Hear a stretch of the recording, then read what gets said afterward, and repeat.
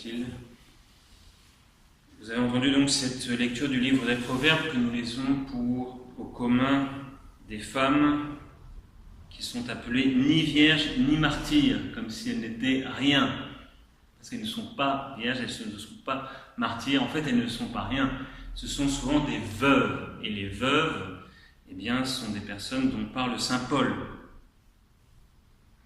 Mais ce n'est pas exactement de cela dont je veux parler. Je veux parler de ce que l'on vient d'écouter, tiré du livre des Proverbes, et qui exalte la femme vaillante, qui exalte la sainte, la femme, eh bien, dans tout ce qu'elle fait.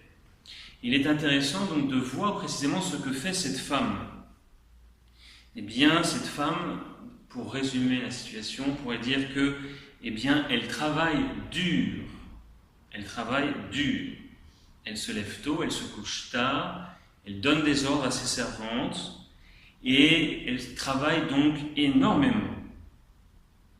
Mais la différence peut-être du travail de la femme aujourd'hui, eh bien, c'est que la femme travaille chez elle dans ce que nous avons lu. Elle travaille chez elle, tandis qu'aujourd'hui, la femme travaille à l'extérieur du foyer. Il serait intéressant eh bien, d'approfondir la différence, qu'est-ce que cela fait comme différence, mais je vous rassure, je ne vais pas développer ça ici, parce qu'en fait, c'est un sujet complètement tabou aujourd'hui.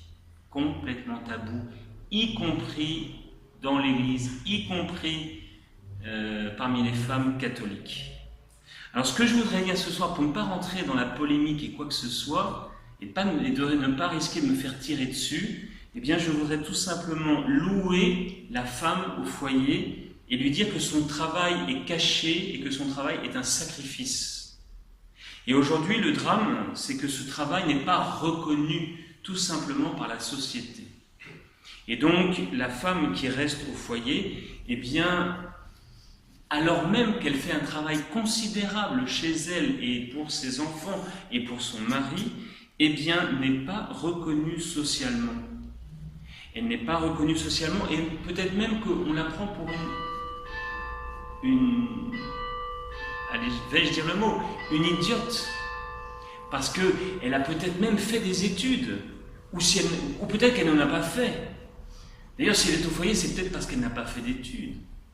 Et cela eh bien, est une grave erreur, parce qu'il y a beaucoup de femmes qui ont fait des études et qui néanmoins restent au foyer. Alors je voudrais tout simplement eh bien, féliciter les femmes au foyer et leur dire que leur travail caché et le sacrifice qu'elles font à la maison, eh bien, peut-être n'est pas vu par n'est pas vu par le monde et n'est pas mis en valeur par la société, mais en tout cas, il est vu des yeux de Dieu et loué par l'Église. Donc, du Père et du Fils et du Saint-Esprit, ainsi soit-il.